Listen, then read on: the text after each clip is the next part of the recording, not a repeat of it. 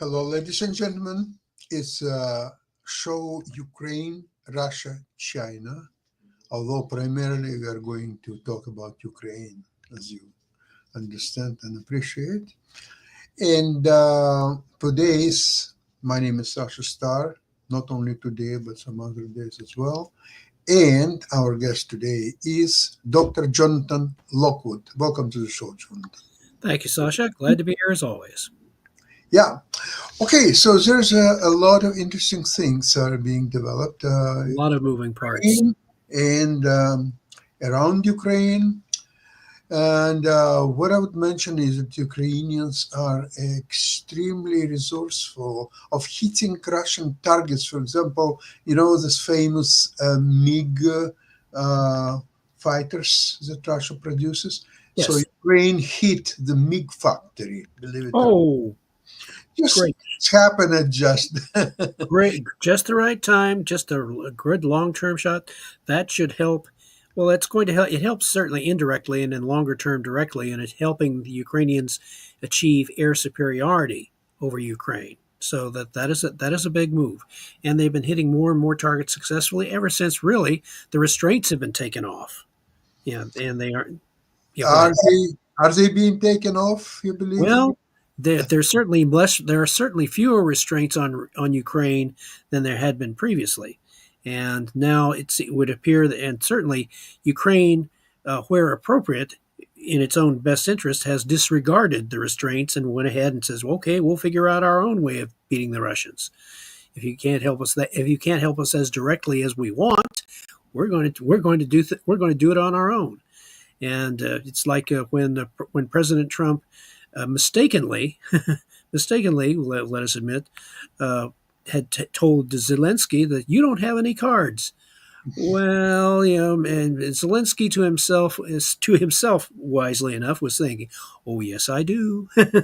I got cards, and I'm He going to play." just went out and purchased one deck of cards. Yep.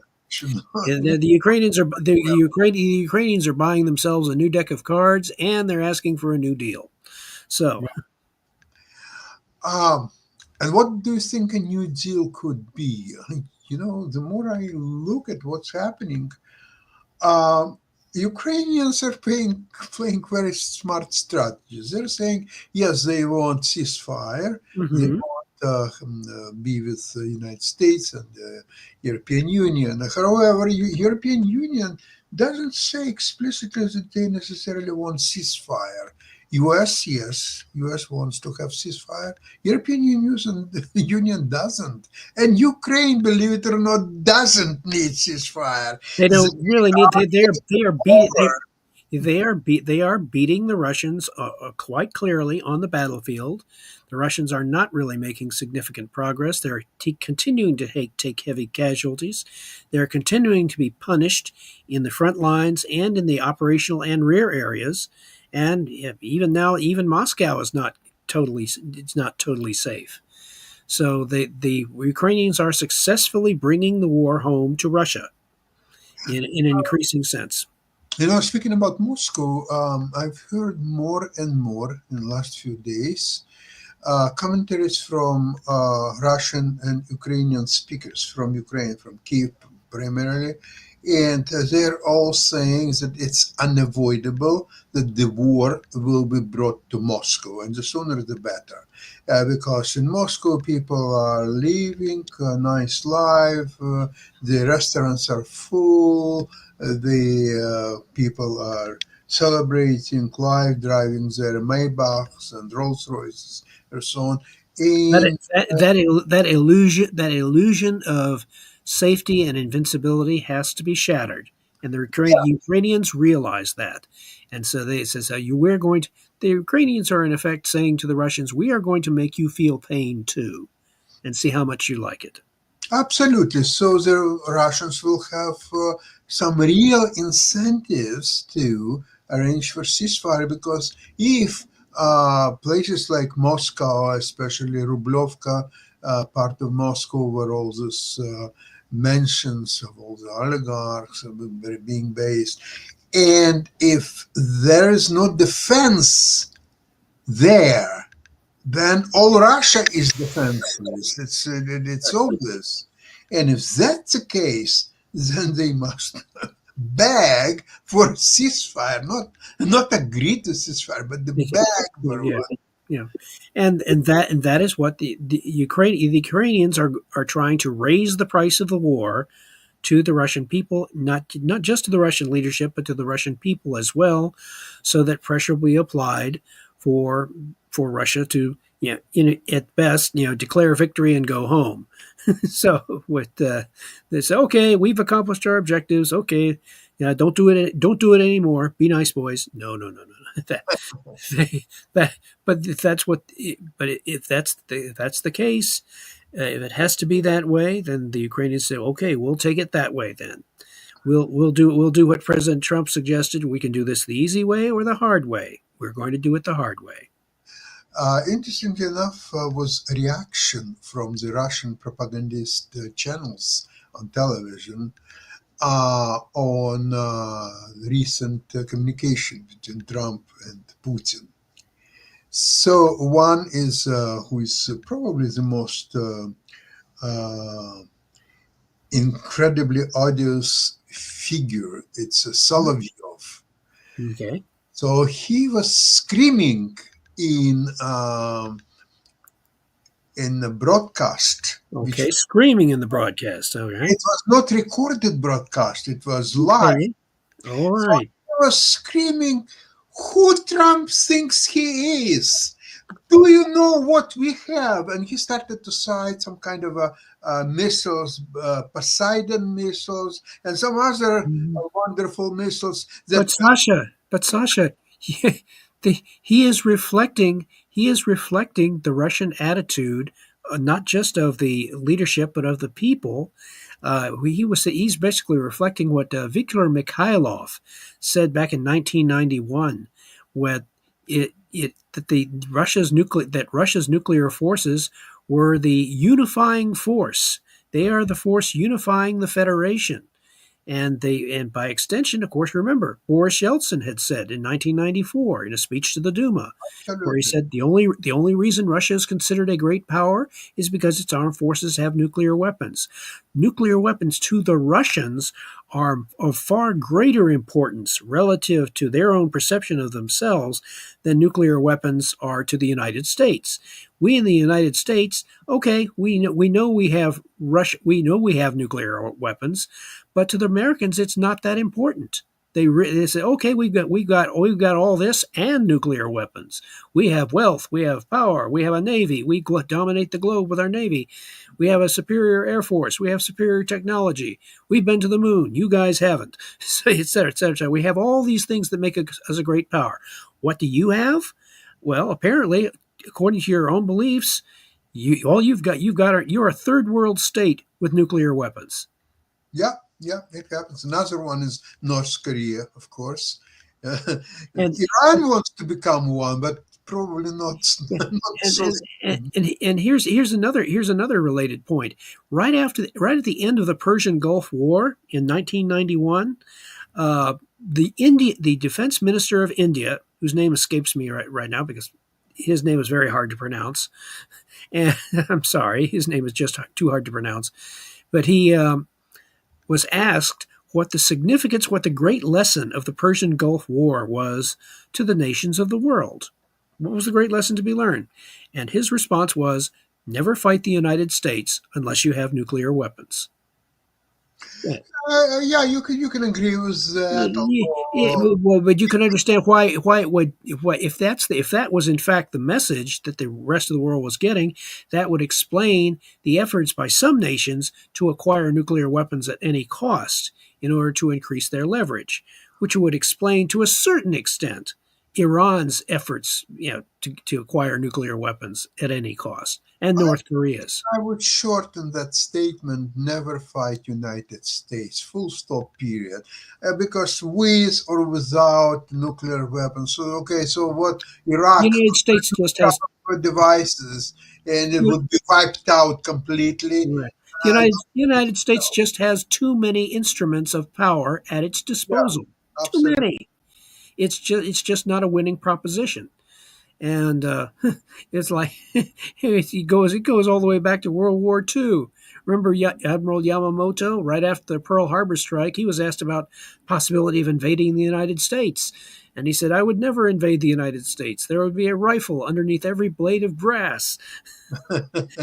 And now there's probably more than just one rifle beneath every blade of grass. That was back in 1940. He was saying that back in 42. Yeah, there are also machine guns and a Yeah, lot of other. the, the Americans, yeah. Well, one comedian, Jeff Dunham. He's a ventriloquist who's also a comedian, and he has all these puppets. And he was speaking to the audience. He says when he was overseas on one of his tours, and he said, "No, we really ought to change the name of the United States. We really ought to. We ought to change our name to Crazy Assholes with Guns." Yeah, okay, there's some truth to that. It's a warning in a It's way, a warning. He said, "We're crazy assholes with guns." for sure. No, but by the way, I've heard a very interesting thing. First of all, let me finish with the Solovyov Yeah, visit. So yes. there are 3 days of uh, broadcasts Mhm. air, not edited in real Right, time. So a second day, there was some kind of a little bit softer talk. Probably Solovyov was told from upstairs that, right. slow Yes, down. Oh, tone it, tone it, tone it down. turn it down. Okay, so he tuned down. And on third evening, believe it or not, now he says that, well, look, Trump he's very emotional, he's unpredictable. So he says today this thing, and tomorrow he's going to say another thing, and then he will agree to talk to Putin again, and maybe they will discuss there was misunderstanding on that Right. phone call, and no, life will be as usual. And actually, there is a sign that it's a possibility because Lavrov and Rubio, they were meeting and they were discussing various things. They want to have more diplomatic representations. They want to have flights between U.S. and Russia. So Russia cannot fight even to Moldova, but they will fly Well, to. yeah, we'd rather fly to the United States than continuing to invade Ukraine. We can't win Yeah, that. okay, okay. Good luck. Yeah, you have, This is, I mean, it's so amazing. I mean, sometimes Lavrov. I said this before, but I hope that Lavrov is being well paid because he's paying some very high rent for that dream world that he's living in. absolutely. And he's not a young boy anymore. Uh, No, I think well, yeah, well, Sasha, when I was doing my dissertation research, I was exploring all sorts of Soviet sources, a lot of which had never been. When I went to the Library of Congress and I was looking up, they had collections of these Soviet sources, and some translated into a lot translated into English. And I looked at some of these. They had never been, Sasha. They had never been checked out. They had never been read. I was exploring new territory, and what I found shocked me. It was very interesting. I had a suspicion of what I might find, but what I found shocked me, and it had very important implications. So now, and I remember, I think in my book, The Russian View of U.S. Strategy, I have some citations from articles that Lavrov had made and other the number of Soviet spokesmen, now Russian spokesmen, but it's Russian, whether it's under the Soviet period or under the Russian or the post-Soviet period, it's still Russian viewpoint. So in any case, it's fascinating to see the consistency. Their viewpoint does not change that much over time, whether it's in the Cold War period or in the post-Cold War period. What dominates their attitude during this entire period is the decisive importance of having nuclear weapons, using not only as evidence of great power status, but also of a means of political leverage against the West in general and the United States in particular, and as potentially, if they have superiority, as a means of political pressure, applying political pressure and what they perceive as the Western fear of escalation, to give them freedom of action to use their military forces in support of their foreign policy goals. We are seeing them attempting to carry out this strategy in Ukraine. But if they can't do it with Ukraine, if they can't force a surrender of Ukraine, they certainly are not going to be able to use their slim, very slim nuclear superiority in terms of numbers, but it's not meaningful because they themselves are extremely vulnerable to nuclear attack. Yeah, don't forget about nuclear forces of France and England. Right. There is very interesting development. The development is okay. The development is as follows. There is a possibility, maybe a very remote one, but still it exists, that United States may not get involved in NATO, Article 5, and some other measures, especially in case of possible nuclear attacks or so on. So now France and England agree to create their own nuclear umbrella. And why it didn't happen before? Because unlike France, England's nuclear forces, they were under NATO command. Right. France is only under their own command. Right. They were independent. They now agree that they will have united command of both French and English nuclear forces. They will have over 500 weapons warheads to hit Russia even when necessary. So they could fight nuclear war allegedly without U.S. With U.S., it will be a different. With the U.S., you see, if you add in those French and British nuclear weapons, if you add them into what the United States has, which is a very small amount below what Russia has, they have collectively a larger number of nuclear weapons to hit Russia with than Russia has to hit back. Still, that's not desirable, but what that does do is it adds still more uncertainty and risk into the Russian calculation of things. So that certainly helps, but what arguably again it depends upon how effectively and quickly the Trump administration can act in building their so-called Golden Dome. Now, Trump talks about being able to have the Golden Dome operational. Now, this is a careful thing to consider. Operational by the end of his term. Now, technically, Sasha, he is correct, but there are two types of being operational. In the United States, in military terminology, you have two types of operational capability. You have IOC, which is initial operational capability. In other words, that's the minimum capability to consider the system to be working. And then there's FOC, full operational capability. Now, difference between IOC and FOC?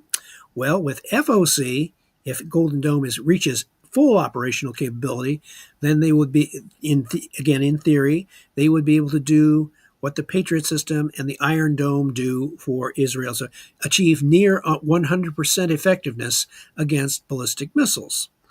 IOC, you don't know what percentage it's going to be able to block. You do know it's operational. You do know that it's going to be able to block some percentage, but the United States, if it's smart about it, we're not going to tell you what percentage it's able to block. We'll let you figure that out. And so then what that does is that imposes a degree of uncertainty on Russian planning. Do they really want to roll the dice against a Golden Dome system that is known to be initially operationally capable? Right now, we have a capability to defeat ballistic missiles, but not a reliable one against intercontinental ballistic missiles, which is the primary weakness in the so-called Golden Dome. That's why the Congress and others are devoting I believe it's $900 million to study space-based interceptors, because they know that's what they would need to stop intercontinental missiles. Yep. The problem is When you start, okay, what kind of space-based interceptors are you going to have? Well, right now the only kind they are talking about are satellites. Hundreds of satellites potentially we're talking about. And the problem with that is based upon my experience in the 1997 Army After Next Winter War game, which simulated a war in space. When you have satellites versus satellites in low Earth orbit, you have a very unstable hair trigger situation, as I described before, a Mexican standoff in low Earth orbit, in which the side Whoever shoots first wins. correct the side that fires first wins. We discovered that in the war game, and that lesson was buried. It was forgotten. They paid attention to it for a while, but over the period of 28 years since that Winter War game, okay, nobody's paid attention to that lesson. Nobody even knows that lesson is there practically. And that's what happens when you do not study history, when you do not pay attention to the lessons that are afforded by war games. War games are a wonderful tool, Sasha. They can save you a lot of time, a lot of treasure, and a lot of lives if you learn the right lessons from those war games. The Japanese had war gamed Midway. Unfortunately, they did not like the results of their war game because the war game showed that the Americans would sink their carriers if they carried out their plan. What did they do? They changed the rules.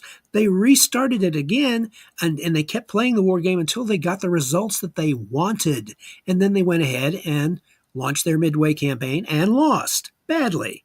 So that's the reason why war games are very essential, and they're very useful, but only if you are willing to learn from them.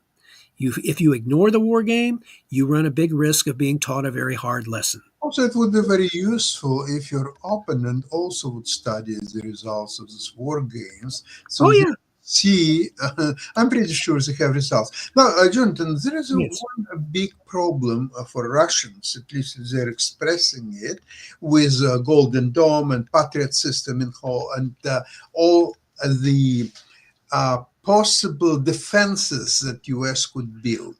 The problem is this. So they believe that we are living in a balanced world when U.S. has 1,500 plus warheads and Russia has 1,500 plus warheads, maybe a little bit more, but there is England and France.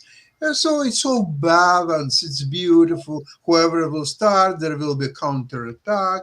And so everybody is under auspices of mutually assured destruction. Exactly. So now with Golden Dome, even if it's not perfect, but still, and development of Patriot systems, and there are other systems that Russians are not even aware of. So now they're saying, so wait a moment, so there is no equilibrium anymore. So now US can be tempted to start their first nuclear attack against Russia. And Russia, although it could respond in kind, but it's not going to be that strong response because of the Golden Dome, because of the other things, and because maybe half of the missiles are not working. Because the corruption in the system, they may have sold all of it. Exactly. Well, interestingly enough, Sasha, that same fear was reflected in the Russian/Soviet reaction to the Strategic Defense Initiative back in the 1980s.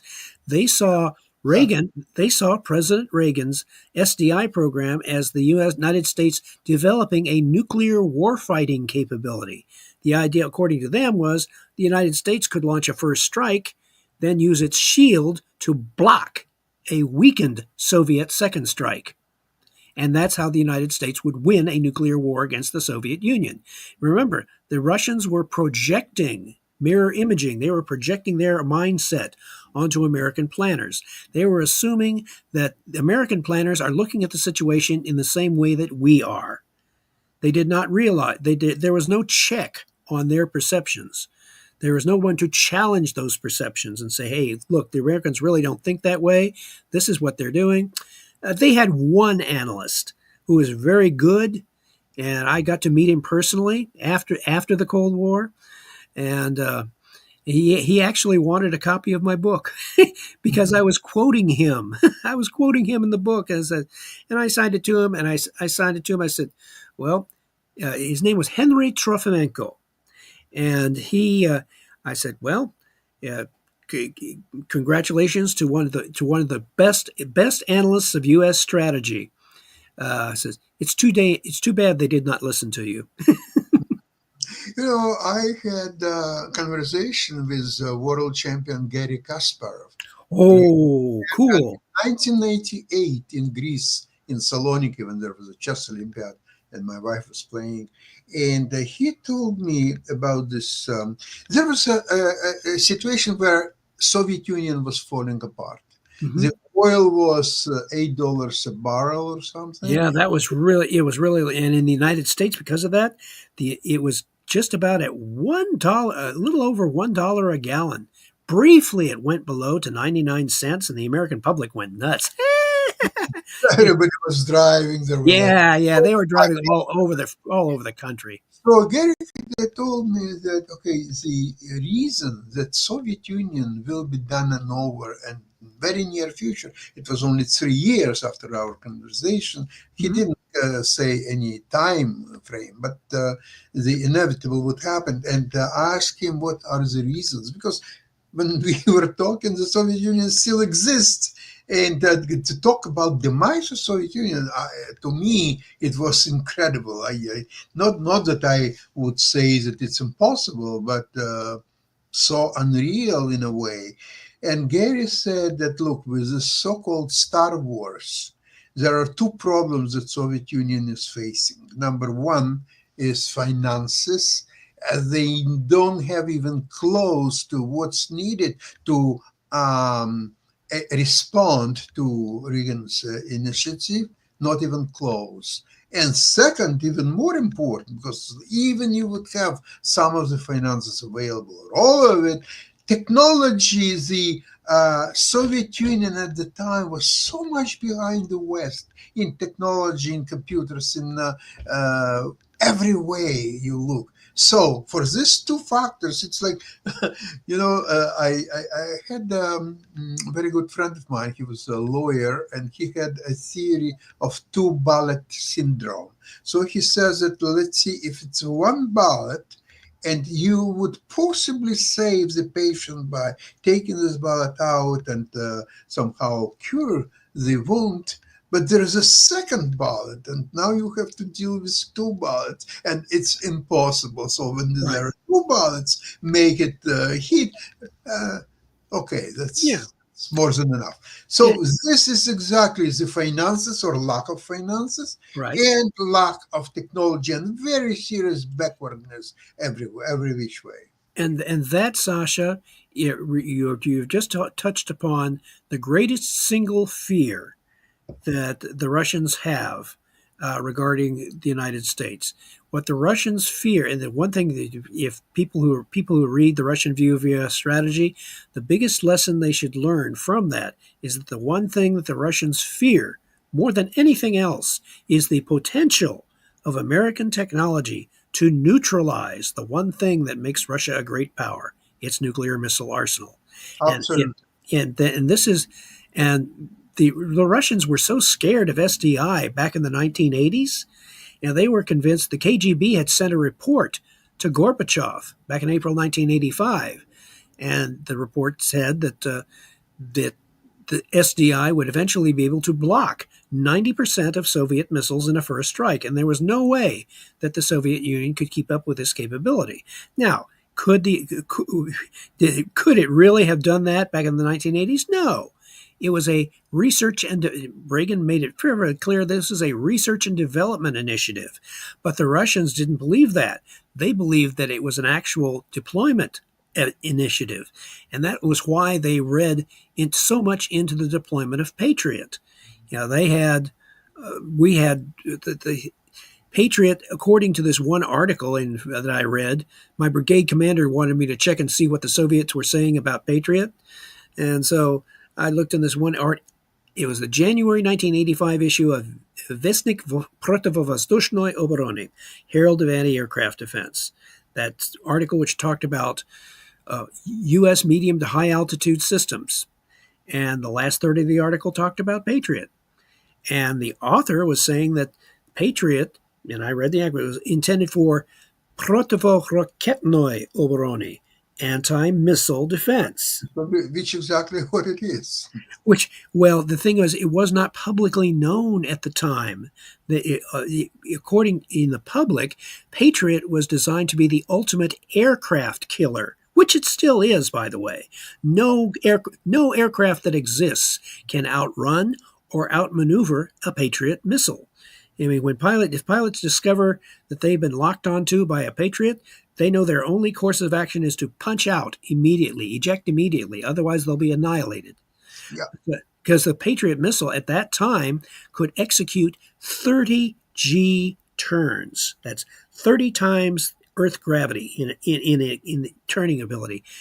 Pilots the most that a pilot can withstand in terms of G force is about maybe 7 to 8 Gs, 7 to 8. Very few people. Very few people can withstand that much because they black out above that. They be killed above that. But so that way, there's no defense for an aircraft against a Patriot missile.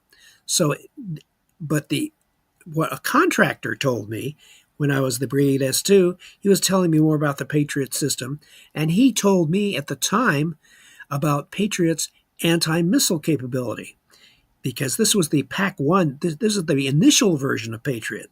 The anti-missile capability was designed to defend itself against ballistic missiles. And the principal threat to the Patriot at that time was the SS-21. That's right. SS-21.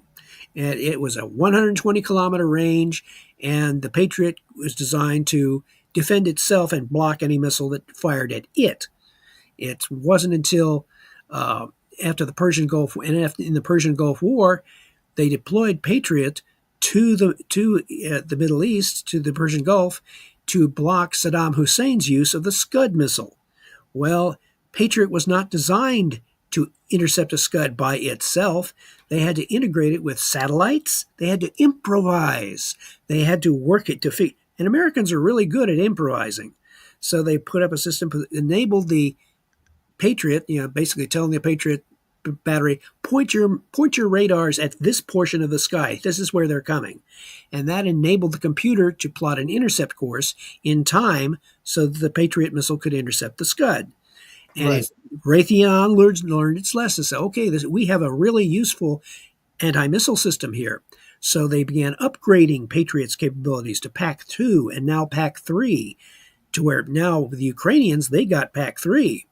And they discovered they can achieve near 100% interception rate, which the earlier versions of Patriot could not do. So now you have now Patriot's quality is recognized not just by Ukraine, but other nations around the world.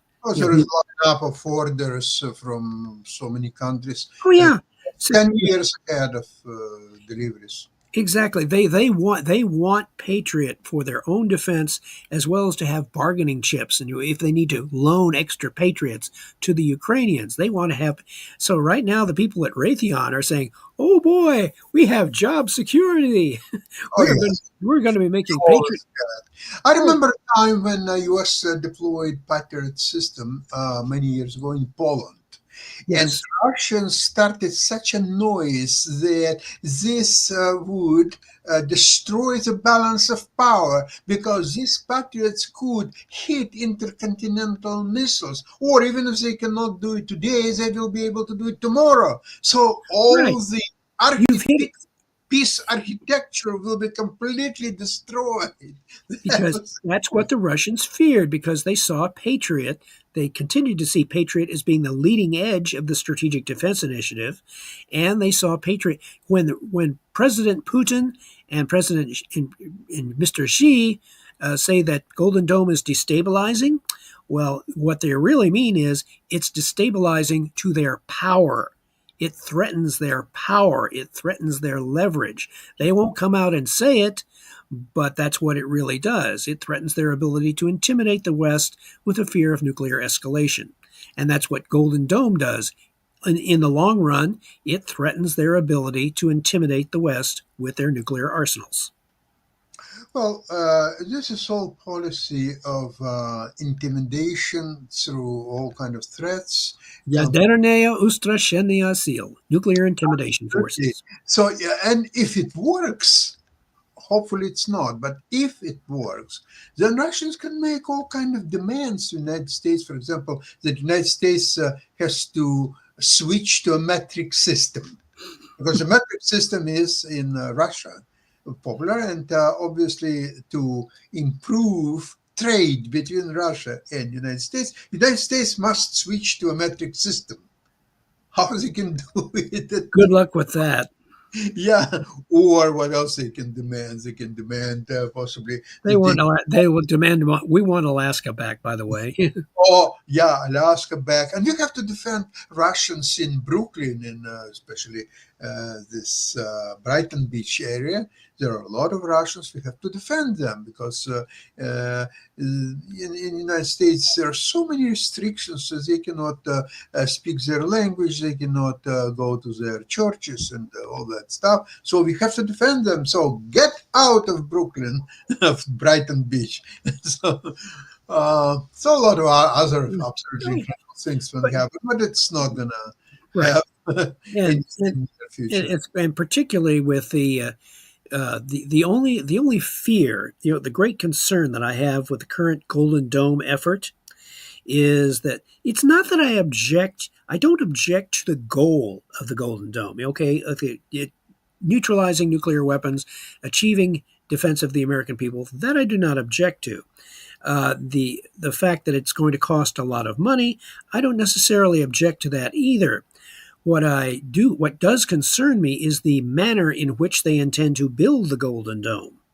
And they worry about relying on satellites for space-based interceptors instead of doing, as I mentioned, upgrading the Space Force with a space fleet in which you could construct what I describe as a series of interlocking shields at much less expense because the starships are already made. You just simply have to make sure they work correctly. Then you add the appropriate weapons, equipment, and crew. And you can construct that's the way you could achieve initial operational capability by the end of Trump's second term. You would achieve a certain amount of capability that works. And that is a very powerful tool. My concern is that if they do not do this and they instead pursue all these things of building this very complex and very elaborate systems of satellites with other things, because it's very complex, the danger is that we will end up creating the 21st century version of the Maginot Line. And you know what happened with the Maginot Line. Yeah, yeah. It was good until it was not taken by Germans. Right. Until the Germans didn't bother attacking it, they just went around it. Right. Speaking about Germans, now we know that there is a very popular German technical mafia headed by figures like Peter Thiel and some others and so on. But I think there's no much problem with that, except that some people believe, and there are a lot of people believe, that in certain point in the United States, German language actually could become a main language of the country instead of English. And it was just coincidence of one word decided that English was number one language or so on. And a lot of people believe in this theory. Now, it's a hoax. It's absolutely has no ground to be believed in because English-speaking nations, and never mind Spanish-speaking and all others, there was always dominant against German-speaking people, except one state. There was only one state, believe it or not, state of Pennsylvania, and because Pennsylvania Dutch, yep. Yeah, Pennsylvania, they have at that time when it was decisions had to be made, a third of population spoke German as a first language. So, but 1/3, no more than 1/3 Right. only. So there was about to be, and you know that language is a state business, not federal. Mhm. So there was supposed to be a meeting in Philadelphia legislature to decide in Pennsylvania to decide whether English or German will be. No, first they had to decide whether to even vote on that issue, and second one would be the vote itself. So on the first meeting, they were decided to vote whether to put it on vote or not. So the issue was that not even the German would become official language, because there is no such thing as official language in the United States. It's English. Actually, I think Trump now made the law that Yeah. English is an official language of the United States. After Just the fact, a year before. So now, he just codified what everyone had recognized up to that point. yeah, so there would be no further discussions on Right. that matter. So what's happened is that they had to vote whether to put it on vote about the language. Now, remember that one third spoke German. So the vote was not about official language to make German official language of the state of Pennsylvania. It was an issue whether to publish all publications, laws, and everything, not just in English, but also in German. So some German who don't speak English, they would understand that. Right. So on the vote, they started to say, okay, so we will do it for Germans. Why not for Dutch? Why not for Spanish-speaking people? And so on. So then you'll have to publish possibly 25 different languages. All They saw the precedent that they saw the rather bad precedent that would set if they even once allowed German, because then there would be no end to the number of successive measures to add more and more languages, which right. would end up being politically divisive. Yeah. And also they would spend maybe so much money to translate it in German, but Right. less money to translate it in Dutch. So Dutch would be very unhappy about that. Right. So the decision was those Germans who don't know English, ask your neighbors to translate it for you. And if you have no neighbors who can translate, then go back to Germany. Bye bye. Oh, So oh that's yeah. a decision about So that's the first manifestation of America. Love it or leave it. yeah, okay. We don't attack you. We don't pretend that you're not friends or somebody else. Just live with us. Do whatever we do, and everything will work quite nicely. Jonathan, with that, I would like to thank you very much for today's program, and we'll see you next Tuesday. Coming, Excellent. yeah, same place, same time. Okay.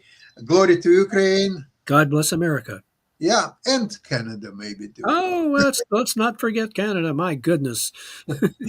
Okay, thanks and have a great weekend. Bye bye, everybody.